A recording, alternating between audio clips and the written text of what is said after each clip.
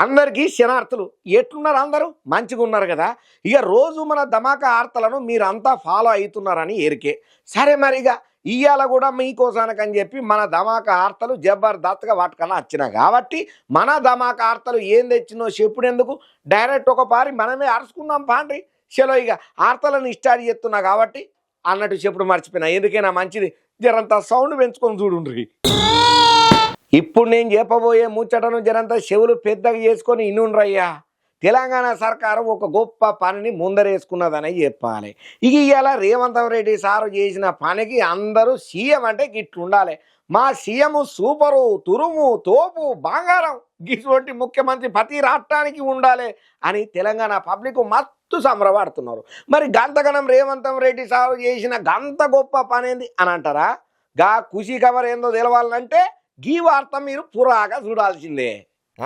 Public అత్యాధునికమైనటువంటి వైద్య సౌకర్యాలను అందించాలనే ఆలోచనతోని అదే లక్ష్యంతోని ఉస్మానియా దవాఖానాను డెవలప్మెంట్ చేసేందుకు శంకుస్థాపన చేసిండయ్యా మన సీఎం రేవంత్ రెడ్డి సారు. ఇక ఇండ్ల ఉప ముఖ్యమంత్రి బట్టి విక్రమార్క, వైద్య ఆరోగ్య శాఖ మంత్రి ఎవరైతే ఉన్నారో దామోదర రాజనరసింహ సారు, ఇంకా ఇతర చాలా మంది మంత్రులతోని కొత్త దవాఖానా నిర్మాణానికి సీఎం రేవంత్ రెడ్డి సారు భూమి పూజ చేసిండయ్యా. ప్రస్తుతం ఆసుపత్రి అఫ్జల్ గంజ్ లో ఉన్నది. అయితే కొత్త బంగ్లా కోసం గోషమాల్ స్టేడియంలో నిర్మాణం చేయబోతున్నారు. 2000 పడకల సామర్థ్యంతో ఉన్నటువంటి 32 లక్షల చదరపు అడుగుల విస్తీర్ణంలో కొత్త దవాఖానా బంగ్లాను స్టార్ట్ చేయబోతున్నారయ్యా. ఇక 26 ఎకరాల విస్తీర్ణంలో తయారైతున్నటువంటి ఈ ఉస్మానియా దవాఖానా బంగ్లా ఏదైతే ఉన్నదో కార్పొరేట్ దవాఖానాలను తలదన్నేటట్టుగా నిర్మాణం చేయాలని బాగానే యోచన చేసింది తెలంగాణ సర్కారు. ఇక రాబోయే 100 ఏళ్ల అవసరాలను దృష్టిలో పెట్టుకొని అట్లనే తీర్చిదిద్దాలని చెప్పి ముఖ్యమంత్రి సార్ జనంతా అధికారులకు గట్టిగానే ఆర్డర్ వేసిండు. అన్ని రకాల సూపర్ స్పెషాలిటీ వైద్య సేవలతో పాటు ప్రతి వైద్య విభాగానికి ప్రత్యేకంగా ఆపరేషన్ థియేటర్లు, ప్రతి థియేటర్ కు అనుసంధానంగా పోస్టు ఆపరేటివ్, ఇంకా అట్లనే ఐసీయూ వార్డులు, ఇక కింద భాగంలో ముచ్చటకొస్తే ఒకటే చోట అన్ని రకాల డయాగ్నోస్టిక్ సేవలను అందుబాటులోకి తీసుకురాబోతున్నారు అన్నట్టు.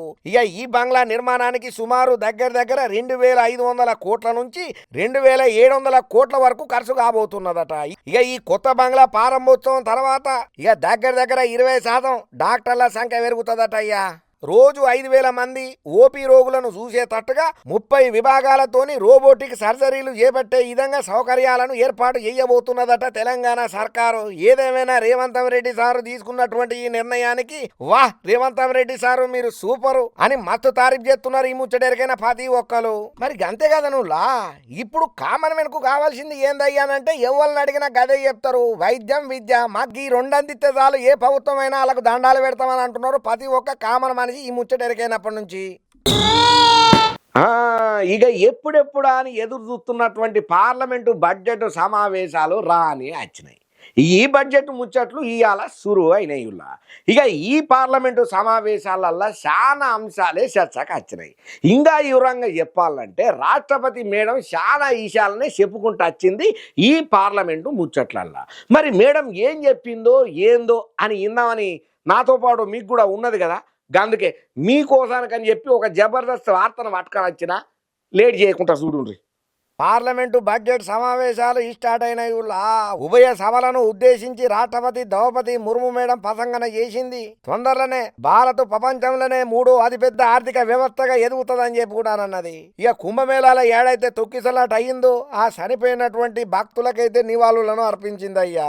ఒకే దేశం ఒకే ఎన్నిక మీద దృష్టి సారించినామని చెప్పుకుంటా వచ్చింది. ఇక ఇంకా ద్రౌపది ముర్ము మేడం ఏమేం మాట్లాడుకుంటూ వచ్చింది ఈ పార్లమెంటు సమావేశాలలోనంటే స్పోర్ట్స్ నుంచి స్పేస్ వరకు భారతదేశం వేగవంతంగా దూసుకుపోతున్నది. విద్యారంగం మీద ప్రభుత్వం ప్రత్యేక శ్రద్ధను చూపుతున్నది. 70 ఏళ్లు భయపడ్డ వాళ్ళందరికీ కూడా ప్రభుత్వం ఆరోగ్య బీమాను అందిస్తున్నది. నేషనల్ రీసెర్చ్ ఫౌండేషన్ ను ప్రారంభన చేసినాం. దేశంలో పౌర విమాన యాన రంగం అభివృద్ధి చెందుతున్నది. ప్రభుత్వ సంక్షేమ పథకాలు పేదలకు లబ్ధిని చేకూరుతున్నాయి. ఇక ఈ గవర్నెన్స్ కు ప్రాధాన్యతను ఇస్తున్నాం. ప్రభుత్వ ఉద్యోగులు కూడా మధ్యతరగతోళ్లే.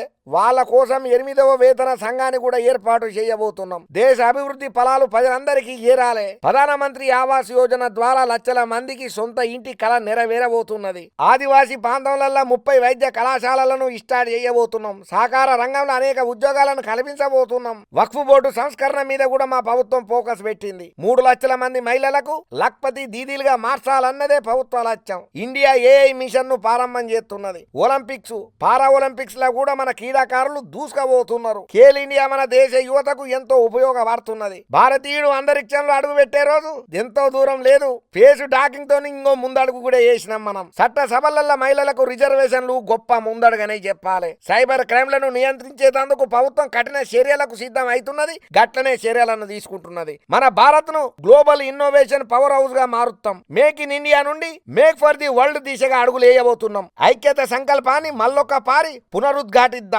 భారతదేశ కలలను నెరవేర్చనీకే కట్టుబడి ఉందామని చెప్పి రాష్ట్రపతి ద్రౌపది ముర్ము మేడం పార్లమెంటు సమావేశాలలో మొట్టమొదలు చెప్పిన ముచ్చట్లు. మనం ఐక్యమత్యంతో పెరిగినప్పుడు మన భవిష్యత్తు తరాలు 2047 అభివృద్ధి చెందిన శక్తివంతమైన సమర్థవంతమైన సుసంపన్నమైనటువంటి భారతదేశాన్ని ఖచ్చితంగా బరాబర్ 100కి 100% మనం తీసుకొస్తాం చూస్తాం అని రాష్ట్రపతి ద్రౌపది ముర్ము మేడం చెప్పుకుంటూ వచ్చింది. ఏదేమైనా మేడం చెప్పిన మాటలకైతే పార్లమెంటు ఒక్కసారిగా దద్దరిల్లిందనే చెప్పాలి. సరే, ఇప్పటికైతే మేడం ఈ చెప్పింది ఇంకా ముందు ముందు దేశానికి పనికొచ్చేటట్టు ఏ చారిత్రాత్మక నిర్ణయాలు తీసుకుంటుందో మనకు మాత్రం ఏం తెలుసు, చూద్దాం. మరి మన ధమాకా ఆర్తలల్లో మీకు ముచ్చట చూపెడతా, చూడుండ్రి. Hi, I'm Rayamallu. Speed 1 TB, memory 1 GB, height 5.5, weight 85. ఆగుండి. ఇప్పటిదానిగా మీరు చూసింది అచ్చం నా లెక్కనే ఉన్నాడు. కోంపదీసి నా లెక్క చేసిన ఏ బొమ్మ అనుకుంటున్నారా? కాదు, వాడు మీరు దినాన్ని చూసే రాయమల్లు గాడే. నా తమ్ముడుల్లా. Yes, my name is Rayamallu. వేరే నామ్ రాయమల్లు. రాని ఇంగ్లీష్ భాష హిందీ భాష మనకెందుకు? అన్నలు అక్కలు తమ్ముళ్ళు అందరు మంచిగున్నారా? అవును. అగ్గో, మరి నేను రాయమల్లునైతే గా స్క్రీన్లో కనపడేది ఎవలని అనుకుంటున్నారా? ఆ ముచ్చట గాయన ఎత్తున్నాడు నుండి. శనార్థులుల్లా, నేనెవరో మీకు చెప్పుడే మర్చిపోయినా కదా. నా పేరు రాజమల్లు, దాని పేరు రాయమల్లు. వానికి నేను అన్ననైతా? అవరా అన్న రాజమల్లుగా, నువ్వు నాకంటే 10 నిమిషాలు ముందు పుట్టినావు కాబట్టి నువ్వు నాకు అన్నమైనావు. అదే నేను 10 నిమిషాల ముందు పుట్టుంటే నీకన్నా నేను అయ్యేటోని. అది సరే గాని వ్యవసాయం చేసుకోకుండా ఉన్నట్టుండి ఈ టీవీలో కనబడుతున్నావేమరా? అంటే నేను ఒడ్ల పంటి బురదలల్లో కట్టబడుతుంటే నువ్వు టీవీలలో కనబడుకుంటా ఓ బాగా ఫేమస్ అవుతున్నావు. నేను కావద్దా మరి? అరే రాజమల్లు అన్న, నేను ఎంత ఫేమస్ అయినా ఎన్ని టీవీలలో కనబడ్డా కూడా దేశానికి రైతే రాదని చెప్పి గర్వంగా చెప్పుకునేటోని నేను. అసలు నువ్వు కూడా నా ఖాతాలో చేరి టీవీలలోకి వచ్చినావా? ఇప్పుడు కూడా గట్లనే చెప్పుకోతా. మీ ఎవరొద్దన్నారు? ఎందుకంటే నేను ఎంత టీవీలో కనపడ్డా కూడా నీకంటే ఫేమస్ అయినా చూద్దాం. వ్యవసాయం మాత్రం ఇడిసతమ్మి. ఆర్తల పని ఆర్తలదే, వ్యవసాయం పని వ్యవసాయందే. ఈ భూమి మీద పుట్టిన 11 ఆఖరి తీసేది ఒక్క రైతే తమ్మి. అవునన్నా, నువ్వు చెప్పింది నిజమే. ఇన్నొద్దులు నువ్వు ఒక్కనివే వ్యవసాయం మండించేటోనివి. ఇక నుంచి నేను కూడా నీతో పాటు వచ్చి వ్యవసాయం మండించి మంచి పంటను నీ చేతికి అప్ప చెప్తానే. అబ్బాబాబా, శబ్బాస్రా తమ్మి, నువ్వు ఇప్పుడు నా దారిలోకి వచ్చినావు. మంచి నిర్ణయం తీసుకున్నావు. రోజు రోజుకు మన దేశంలో జనాభా పెరుగుతున్నది, కానీ వ్యవసాయం చేసే రైతులు మాత్రం తగ్గిపోతున్నారా. ఇట్లా నీ లెక్కన అందరూ ఆలోచన చేస్తే మన భారతదేశం ఇంకో 10 దేశాలకు కూడా అన్నం పెట్టే స్థాయికి చేరుతుంది తమ్మి. అవునన్నా, ఇప్పటి నుంచి ధమాకా ఆర్తలలో ఇద్దరం కలిసి దుమ్ము దులిపే ఆర్తలను చేద్దాం. ఇంటికాడ వ్యవసాయం చేసి దుమ్ము లేపుదాం. సరేరా తమ్మి, అయితేవైనా కానీ ఏదన్నా కొత్త వార్త పట్టుకొచ్చినావా లేదా? అగో, రాయమల్లు సీన్లకు వచ్చినాక వార్త దేకుంటుంటాడా? జబర్దస్త్ ధమాకా ఆర్తలు పట్టుకొని వచ్చిన. ఏంద్రా వార్త? ఇప్పుడు రేవంత్ రెడ్డి సర్కారు మళ్ళొక కొత్త మార్పుకు శ్రీకారం చుట్టిందన్నా. అగో, ఏంటిదిరో అది? గదేనే విద్యారంగాన్ని ఇంకింత అభివృద్ధి చేయనికే ఆర్టిఫిషియల్ ఇంటెలిజెన్స్ అంటాం కదా, గదే షార్ట్ కట్లో ఏ అంటాం చూడు. గా టెక్నాలజీని తీసుకురాబోతున్నదట రేవంత్ రెడ్డి సర్కారు. అంటే ఈ నడమ బొమ్మలతోని రకరకాల మనుషులను తయారు చేస్తున్నారు. గదే రారా? అవునే. ఆగో, గిదెక్కడ కదరు? ఈ ఏ బొమ్మలతో ఏం చేస్తారట వారి? ఈ టెక్నాలజీ వర్కౌట్ అయితే ఏ బొమ్మలతోని గవర్నమెంట్ స్కూళ్ళల్లో చదువు చెప్పిస్తారట. అవునరా, నువ్వు చెప్తుంటే నాకు యాదకి వచ్చింది. నేను కూడా విన్నా ఈ మాట. ఈ ప్రాథమిక స్థాయిలో విద్యార్థుల ఫౌండేషన్ లిటరసీ ఇంకట్లనే న్యూమరసీని మెరుగుపరచనీకే ఈ ఏఐ టూల్స్ను బాగా వాడాలని చెప్పి మన తెలంగాణ విద్యాశాఖ పెద్ద సార్లు నిర్ణయం తీసుకున్నారట. ఇక ఇంట్లో భాగంగా బెంగళూరుకు చెందినటువంటి ఎక్స్టెప్ ఫౌండేషన్కు తెలంగాణ విద్యాశాఖ ప్రతినిధులు ఎవరైతే ఉన్నారో ఈ మధ్య కాలంలోనే పోయి వివరంగా అన్ని అరుచుకొని వచ్చిండ్రట. అన్నట్టు అసలు ముచ్చట అడుగుతలేను తమ్మి, ఇప్పుడు ఏఐతోని చదువు చెప్పుడు ఫస్ట్ టైం మన తెలంగాణలోనే చేస్తున్నారా, లేకపోతే ఇంతకుముందు ఎక్కడైనా ఈ ఏఐ టూల్తోని చెప్పినరా? ఇక ఇప్పటిదానికనైతే గుజరాత్, కర్ణాటక, మహారాష్ట్ర, పంజాబ్, తమిళనాడులలో అమలు చేసిండ్రట. ఇప్పుడు తెలంగాణలో కూడా ఈ టెక్నాలజీ తీసుకురావాలని బాగానే ఆలోచన చేస్తున్నది తెలంగాణ సర్కారు. అరే ఇది గర్వించదగ్గ ముచ్చటనే కానీ దేశం ఎంత అభివృద్ధి చెందినా సుతం వ్యవసాయం మాత్రం మర్చిపోదురా తమ్మి. ఎందుకంటే గిటువంటి ఏఐ టెక్నాలజీతోని చదువు చెప్పొచ్చేమో ఇంకోటి చెయ్యొచ్చునేమో కానీ వ్యవసాయం మాత్రం మనమే చేయాలి తమ్మి. అది రైతుకే సాధ్యం. అది మన మనసులమే చెయ్యాలి. ఈ టూల్స్లతో పని కాదురా బాబు. ఏదైతే తెలంగాణ సర్కారు విద్యా వ్యవస్థ మీద పెట్టినటువంటి ఏఐ టూల్ ఫోకస్ ఏదైతే ఉన్నదో అద్భుతంగా పిల్లలు నేర్చుకోనికే మంచి అవకాశం అని అంటున్నారయ్యా. మొత్తానికి మంచి ముచ్చట చెప్పినవు తమ్మి. గిట్లనే మన దేశం ముందు ముందు అన్ని రంగాలలో అభివృద్ధి చెంది అన్ని దేశాలకు ఆదర్శంగా నిలవాలని మనం కూడా కోరుకున్నాం. సరే అన్న, ఇప్పటికే చీకటి అవుతుంది, నేను పొలం కాడికి పోయి నీళ్లు వారెడుతుంటా, నువ్వు దమాక అర్థాలు చెప్పి దబ్బున రాయే. మంచి తమ్మి, నువ్వు నేను అత్తపో అర్థాలు చెప్పి ఇన్న రానుల్లో మా తమ్ముడు రాయమలో చెప్పిన అర్థ. ఏదేమైనా రేవంత్ రెడ్డి సర్కారు విద్యారంగం అభివృద్ధి చేయనీకే ఈ స్కూళ్ళల్లో ఆర్టిఫిషియల్ ఇంటెలిజెన్స్ టెక్నాలజీని తీసుకొచ్చుడు మంచి ఆలోచననే చెప్పాలి. ఈ ముచ్చట తెలంగాణ పబ్లిక్ అయితే మస్తు సంబరం అనిపిస్తున్నదనే చెప్పాలి. సరే మరిగా మన ధమాకా ఆర్తలల్లో ఇంకో దుమ్ము దులిపే ముచ్చట ఉన్నది కదా, ఆ వార్త ఏందో కూడా అరుచుకుందాం పాడ్రి చెప్పున.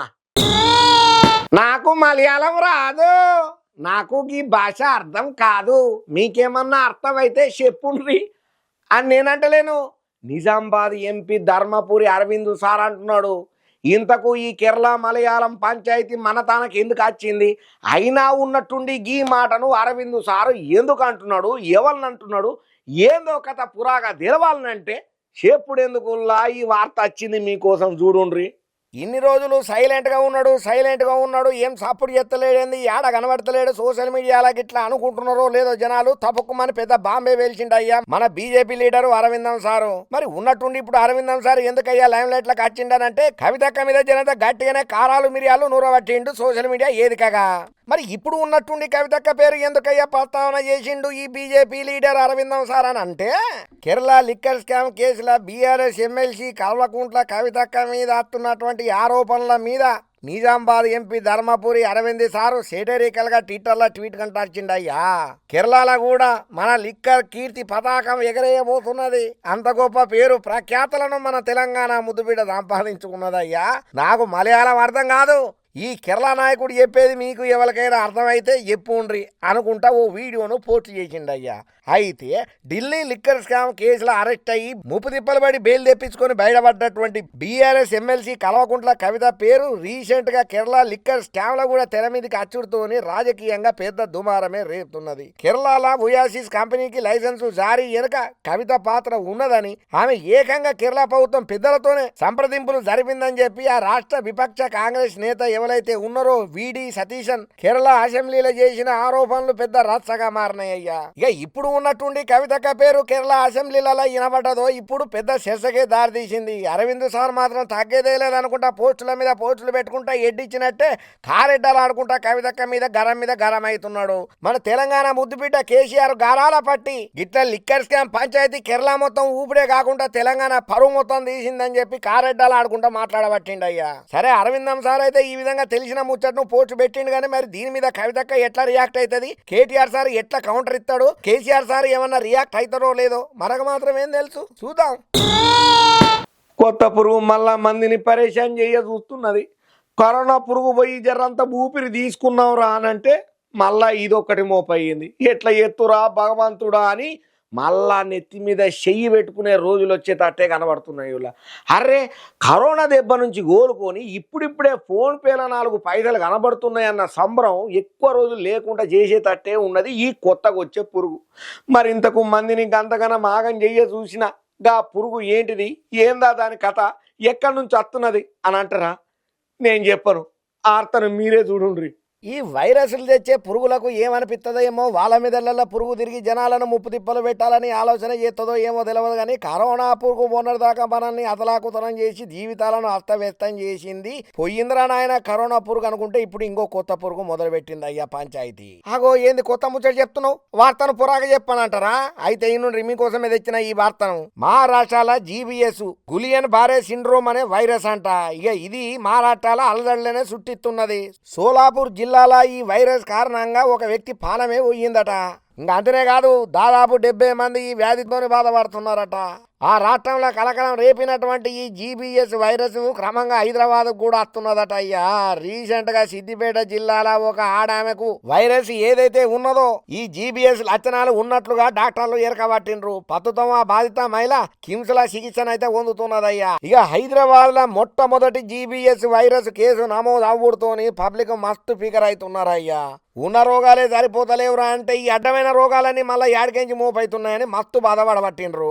అయితే ఈ జీబీఎస్ వైరస్ అనేది అంటువ్యాధి కాదని చెప్పి డాక్టర్లు క్లియర్ కట్ గా చెప్తున్నారు. ఇక ఈ జీబీఎస్ వైరస్ సోకిన పేషెంట్లకు సరైన టైంలో సకాలంలో మనం ట్రీట్మెంట్ ఇచ్చినమే అనుకో ప్రాణాలను బచాయించుకోవచ్చు అని చెప్తున్నారు పెద్ద డాక్టర్లు. అయితే దీనికి గాను చికిత్స చేయాలంటే మస్తు కాస్ట్లీ అంట, అంటే పైసలు బాగా ఖర్చు అవుతాయట.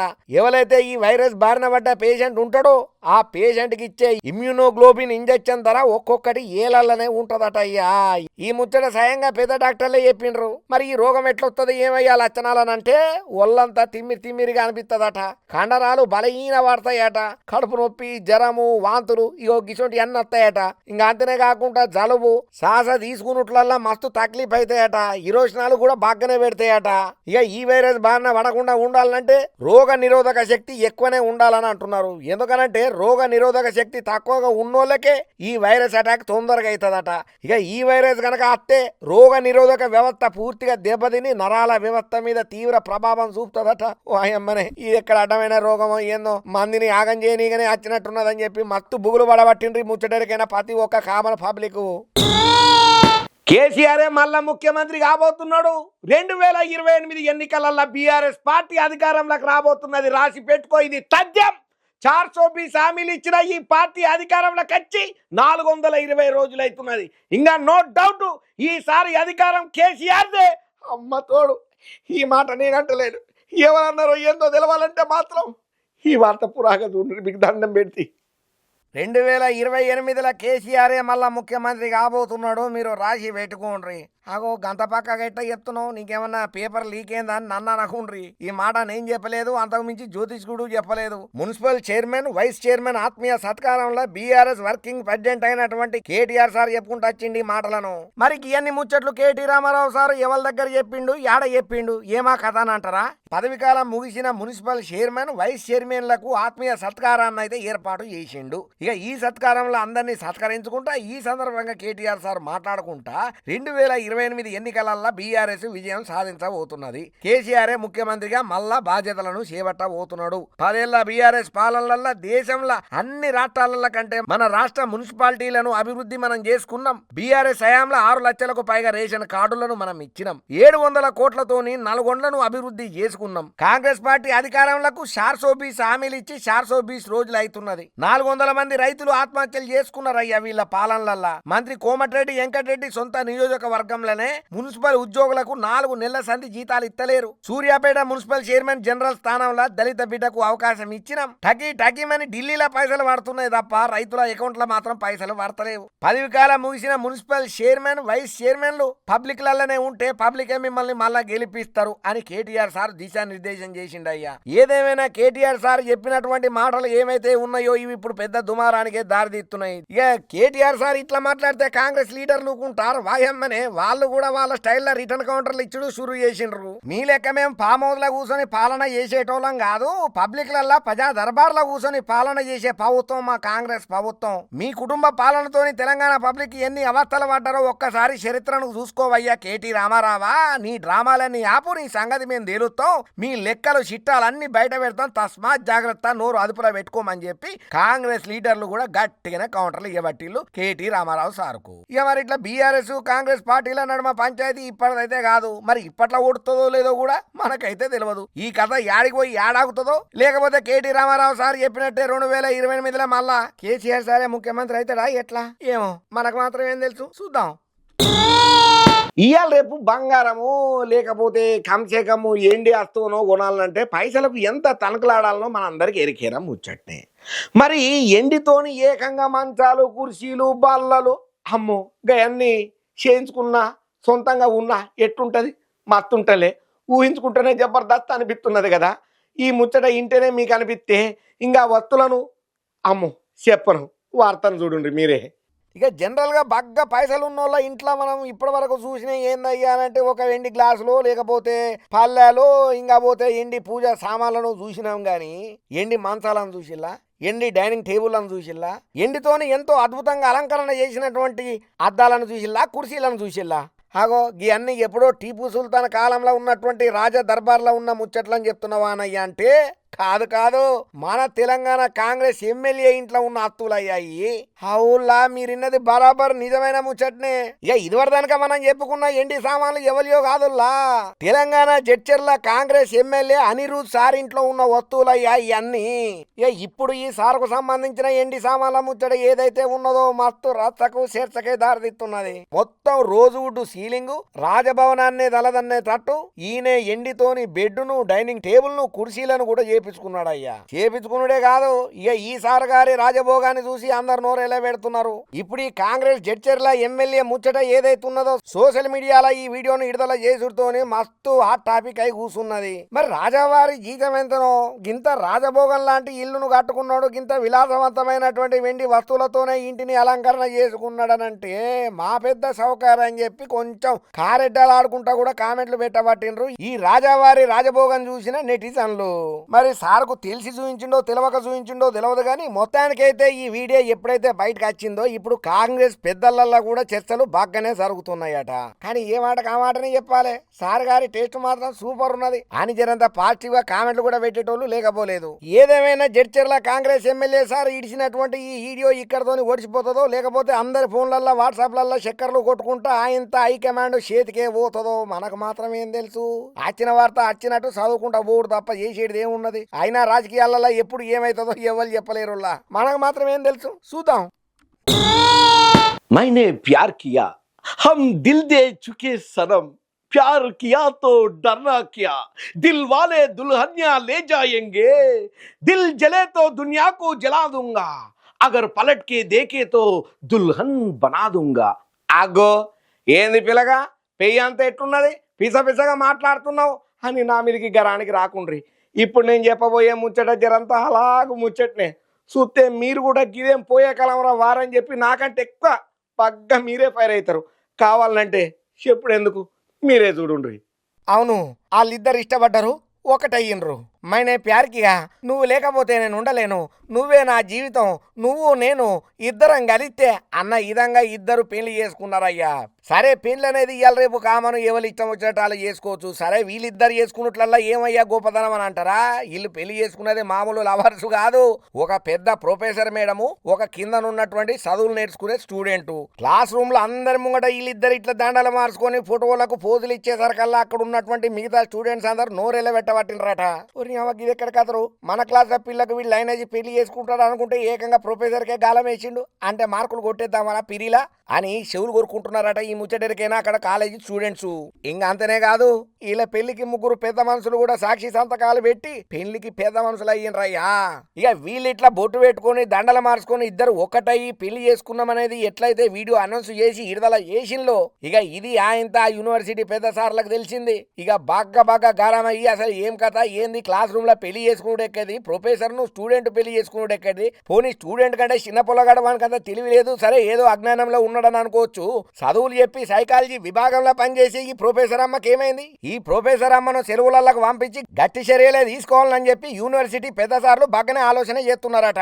ఇక పశ్చిమ బెంగాల్ అయినటువంటి ఈ టీచర్ అమ్మ స్టూడెంట్ పెళ్లి ఏదైతే ఉన్నదో ఇది పెద్ద దుమారానికి దారితీస్తున్నదిలా. ఇక పెళ్లి కూతురు పేరు తెలియదు కానీ పెళ్లి కొడుకు పేరు మాత్రం పక్కా ఎరికైంది, మౌలానా అబ్దుల్ కలాం ఆజాద్. అదే యూనివర్సిటీలో ప్రొఫెసర్ మేడం పాఠాలు చెప్తుండగా సైకాలజీ ట్రైనింగ్ లో ఉన్నాడట ఈయనే. అట్లా ప్రొఫెసర్ గా వచ్చినటువంటి మేడం స్టూడెంట్ నే పెళ్లి చేసుకున్నాడు. ఇప్పుడు సోషల్ మీడియాలో చక్కర్లు కొడుతున్నది ఈ ముచ్చట, ట్రెండింగ్ లకు పోతున్నది, జపాన్ రైలు కంటే ఈ స్పీడ్ లో పోతున్నది అయ్యా ఈ ముచ్చట. ఇక ఈ జంట విడుదల చేసినటువంటి ఈ వీడియో మీద సోషల్ మీడియాలో నెటిజన్లు అయితే మస్తు ఫైర్ అవుతున్నారు. అయినా ఇది ఎక్కడ అడ్డమైన కథలు, అసలు లోకం పోకడ ఏటు పోతుందో ఏం అర్థమైతలేదు. అయినా చదువులు చెప్పే గురుస్థానంలో ఉన్నటువంటి మేడం స్టూడెంట్ ను పెళ్లి చేసుకుంటూ అవ్వా ఇదెక్కడి చిత్రం నాయన, కలియుగం అంటే ఇదే అని చెప్పి నోరెళ్ళ పెడుతున్నారు ఈ ముచ్చటరికైనా ప్రతి ఒక్కరు. చూసిండ్రు కదా మన ధమాకా ఆర్తలు ఎట్లున్నాయి, మస్తున్నాయిలే. ఇంగిని మంచి మంచి ఆర్తలతోని నేను మళ్ళా కలుతూనే ఉంటా, చూస్తూనే ఉండుండ్రు అప్పటిదానిక మన మెగా 9 టీవీని అన్నట్టు ఎప్పుడు మర్చిపోయినా. మన ధమాకా దుమ్ము దులిపే వార్తలు మీకు నచ్చినాయి కాబట్టి మీకు దండం పెడితే ఈ వీడియోని లైక్ చేయండి, షేర్ చేయండి, మీకేమనిపిస్తే అది కామెంట్ చేయండి. అట్లనే మన మెగా 9 ఛానల్ని సబ్స్క్రైబ్ చేసుకున్నాడు అమ్మతోడు అస్సలే మర్చిపోకుండ్రి. ఉంటామల్లా.